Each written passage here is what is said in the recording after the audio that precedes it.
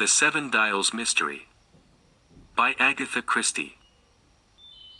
Chapter 25. Jimmy lays his plans. Jimmy Thesiger was feeling depressed. Avoiding George, whom he suspected of being ready to tackle him on serious subjects, he stole quietly away after lunch. Proficient as he was in details of the Santa Fe boundary dispute, he had no wish to stand an examination on it this minute. Presently what he hoped would happen came to pass. Lorraine Wade, also unaccompanied, strolled down one of the shady garden paths. In a moment Jimmy was by her side. They walked for some minutes in silence, and then Jimmy said tentatively, "Lorraine." "Yes." "Look here, I'm a bad chap at putting things, but what about it? What's wrong with getting a special license and being married and living together happy ever afterwards?" Lorraine displayed no embarrassment at this surprising proposal. Instead, she threw back her head and laughed frankly.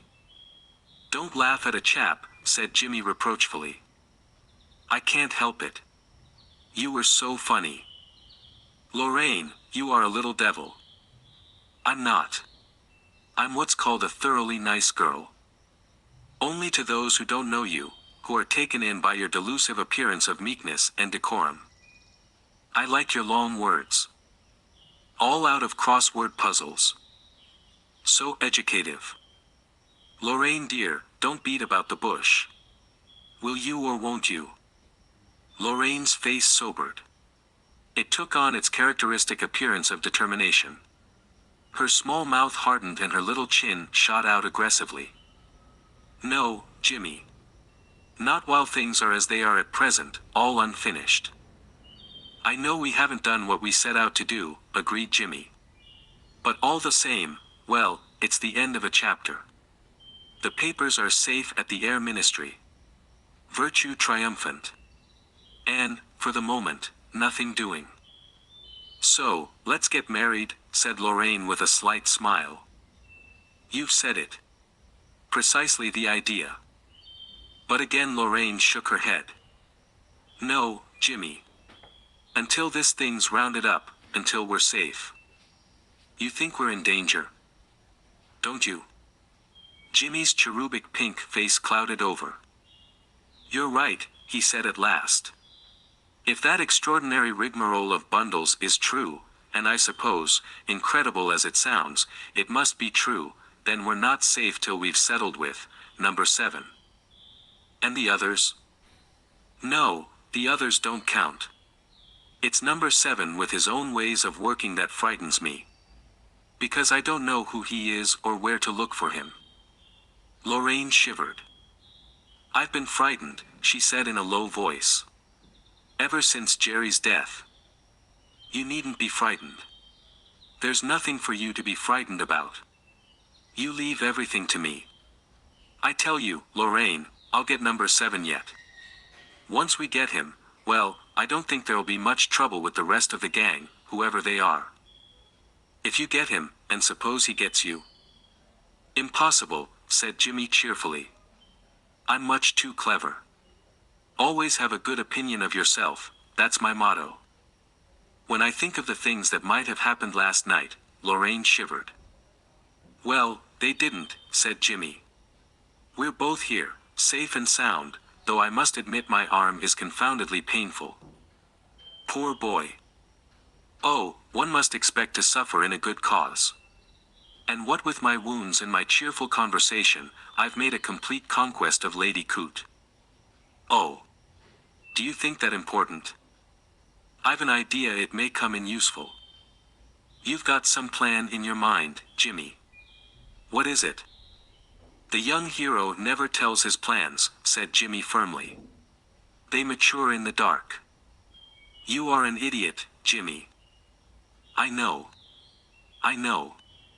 That's what everyone says. But I can assure you, Lorraine, there's a lot of brain work going on underneath. Now what about your plans? Got any?"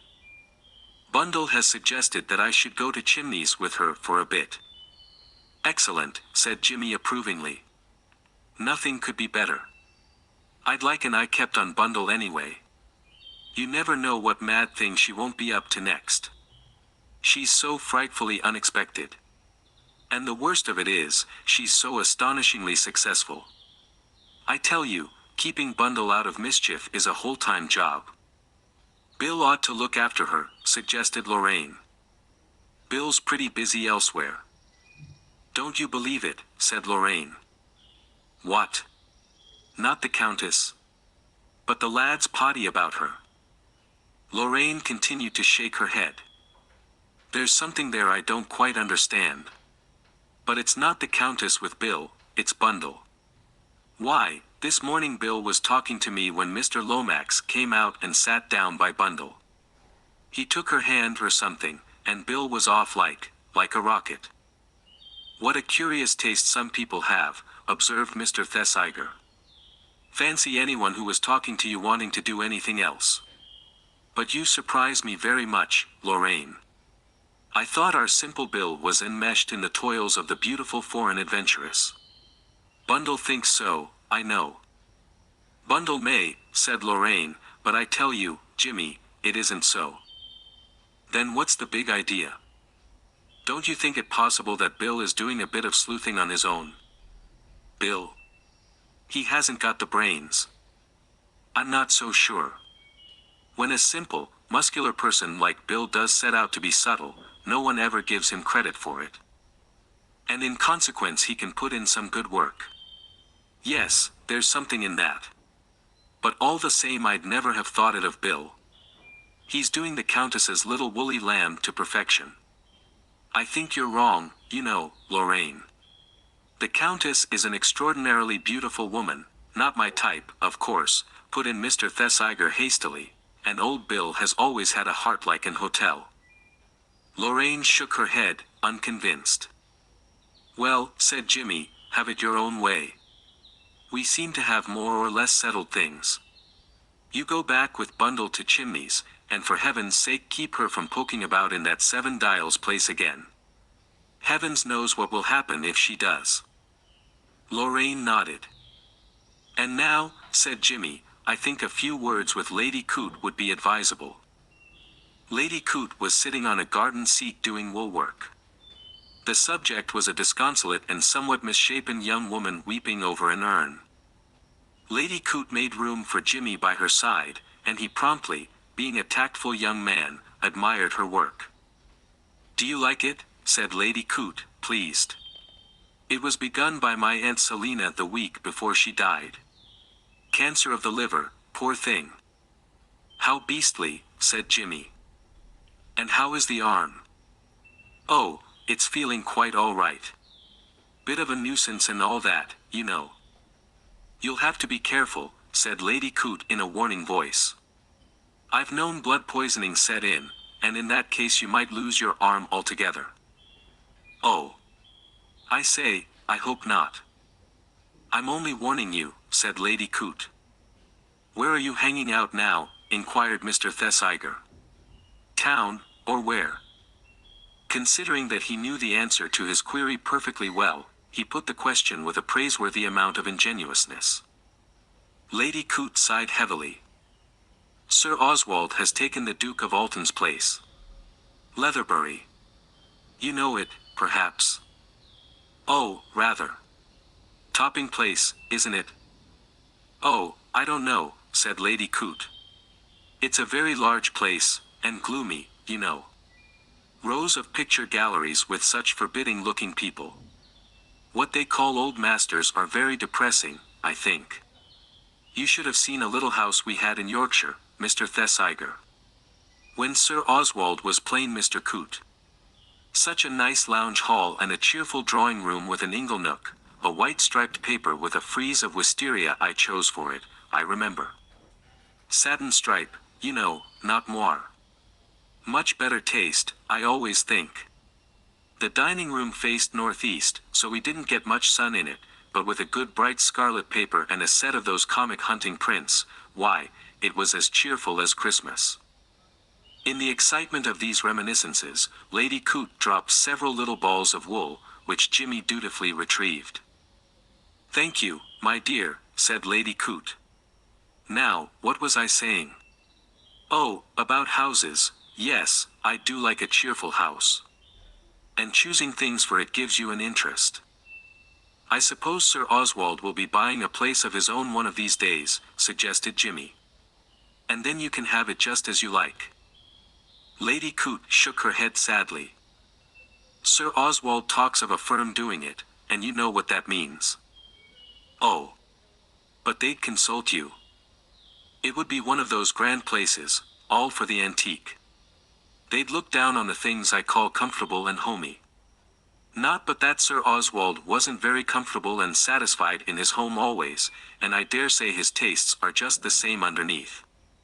But nothing will suit him now but the best. He's got on wonderfully, and naturally he wants something to show for it, but many's the time I wonder where it will end. Jimmy looked sympathetic.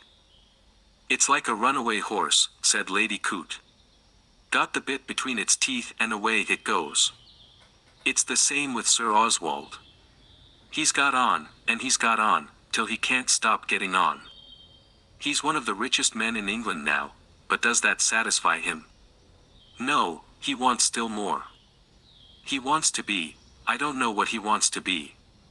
I can tell you, it frightens me sometimes. Like the Persian Johnny, said Jimmy, who went about wailing for fresh worlds to conquer. Lady Coote nodded acquiescence without much knowing what Jimmy was talking about.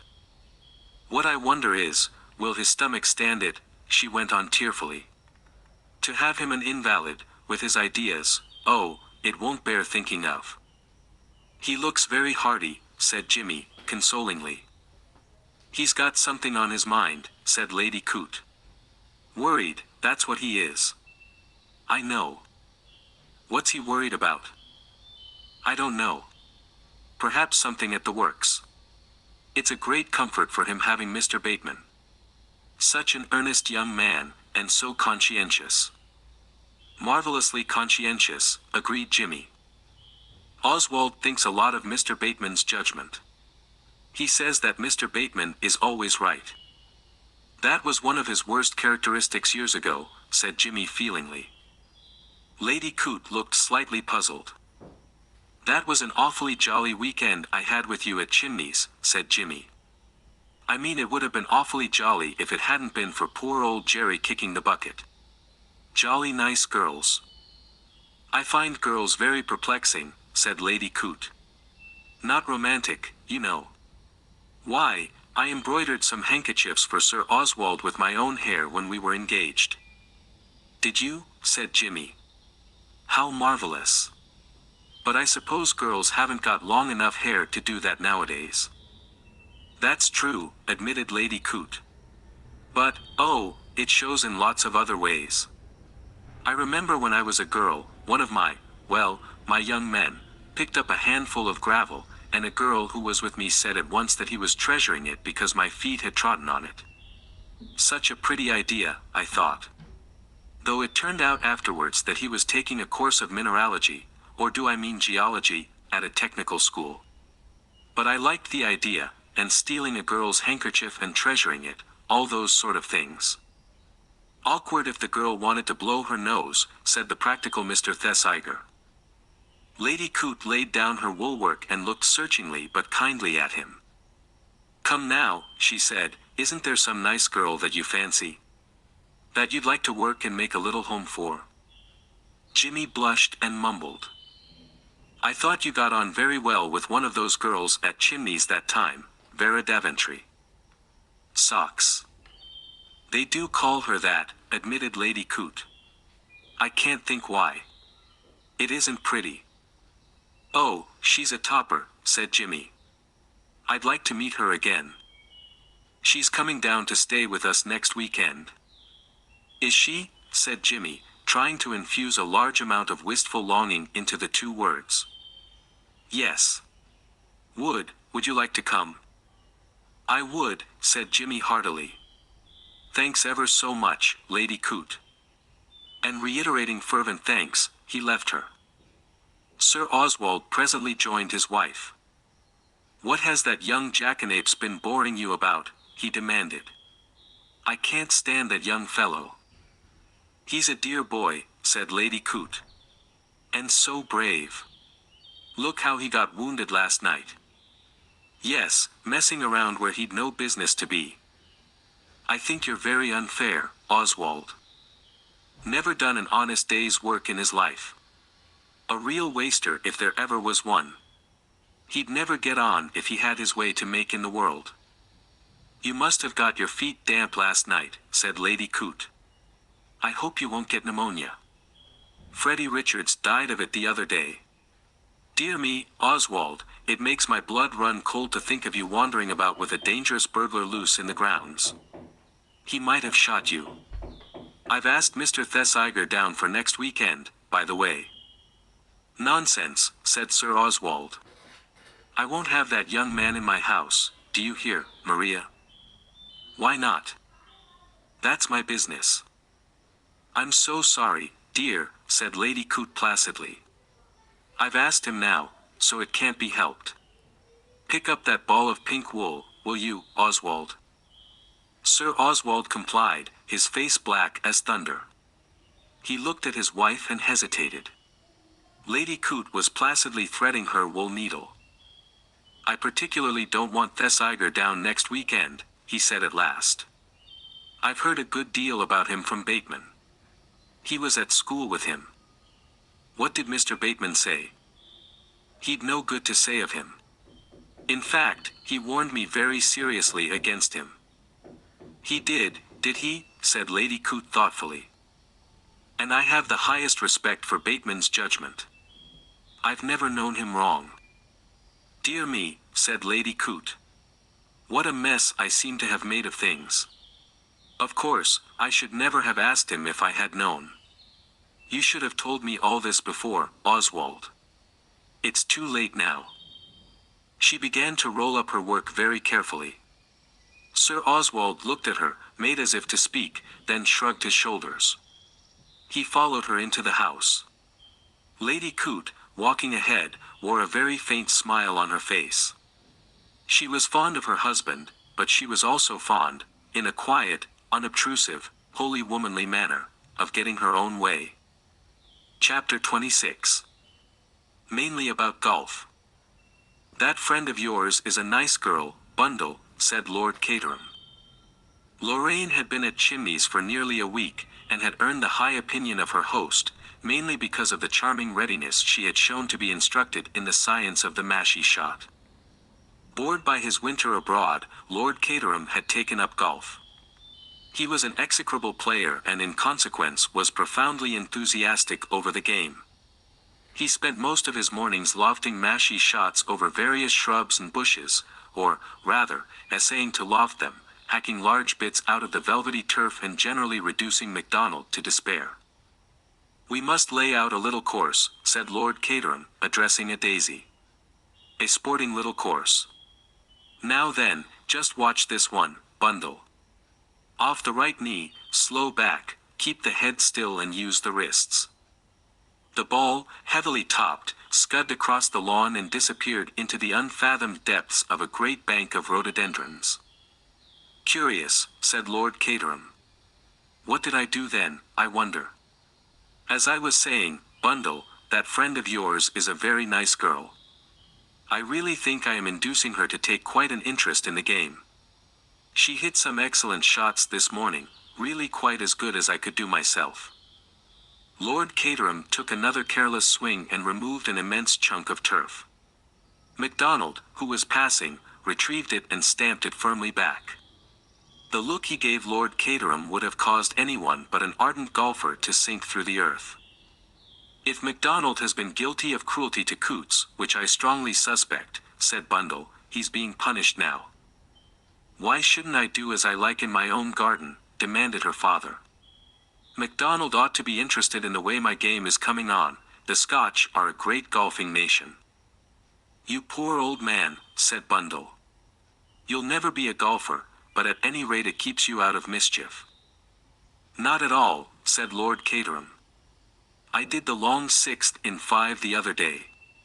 The pro was very surprised when I told him about it. He would be, said Bundle. Talking of Coots, Sir Oswald plays a fair game, a very fair game. Not a pretty style, too stiff. But straight down the middle every time. But curious how the cloven hoof shows, won't give you a 6-inch putt. Makes you put it in every time. Now I don't like that. I suppose he's a man who likes to be sure, said Bundle. It's contrary to the spirit of the game, said her father. And he's not interested in the theory of the thing either. Says he just plays for exercise and doesn't bother about style. Now, that secretary chap, Bateman, is quite different. It's the theory interests him. I was slicing badly with my spoon, and he said it all came from too much right arm, and he evolved a very interesting theory. It's all left arm in golf. The left arm is the arm that counts. He says he plays tennis left-handed but golf with ordinary clubs because they're his superiority with the left arm tells. And did he play very marvelously? Inquired Bundle.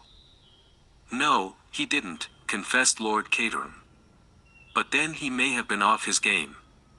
I see the theory all right and I think there's a lot in it. Ah.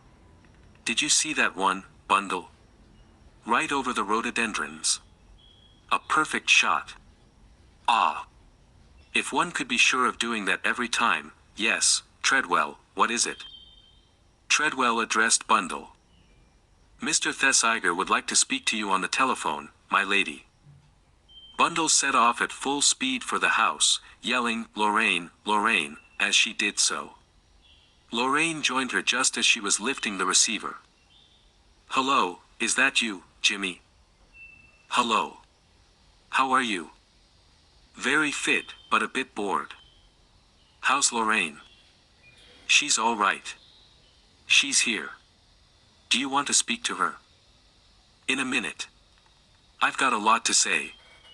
To begin with, I'm going down to the Coots for the weekend, he said significantly. Now, look here, Bundle, you don't know how one gets hold of skeleton keys, do you? Haven't the foggiest. Is it really necessary to take skeleton keys to the Coots? Well, I had a sort of idea they'd come in handy. You don't know the sort of shop one gets them at. What you want is a kindly burglar friend to show you the ropes. I do, Bundle, I do. And unfortunately, I haven't got one. I thought perhaps your bright brain might grapple successfully with the problem.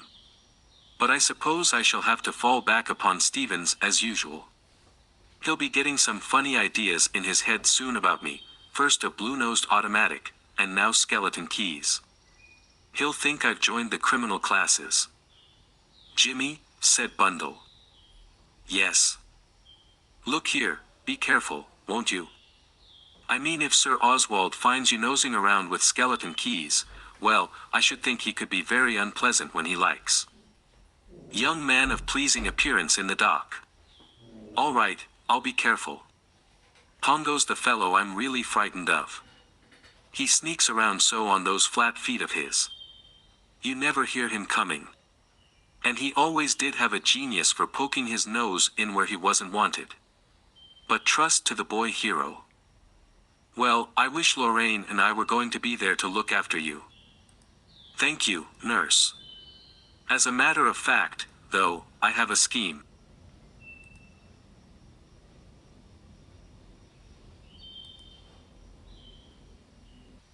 Yes. Do you think you and Lorraine might have a convenient car breakdown near Leatherbury tomorrow morning? It's not so very far from you, is it? 40 miles. That's nothing. I thought it wouldn't be, to you. Don't kill Lorraine though. I'm rather fond of Lorraine. All right, then, somewhere round about 12:15. So that they invite us to lunch. That's the idea. I say, Bundle, I ran into that girl's socks yesterday and what do you think? Terence O'Rourke is going to be down there this weekend. Jimmy, do you think he? Well, suspect everyone, you know. That's what they say. He's a wild lad, and daring as they make them. I wouldn't put it past him to run a secret society. He and the Countess might be in this together. He was out in Hungary last year. But he could pinch the formula any time. That's just what he couldn't. He'd have to do it under circumstances where he couldn't be suspected. But the retreat up the ivy and into his own bed, well, that would be rather neat. Now for instructions. After a few polite nothings to Lady Coote, you and Lorraine are to get hold of Pongo and O'Rourke by hook or by crook and keep them occupied till lunchtime. See? It oughtn't to be difficult for a couple of beautiful girls like you. You're using the best butter, I see. A plain statement of fact. Well, at any rate,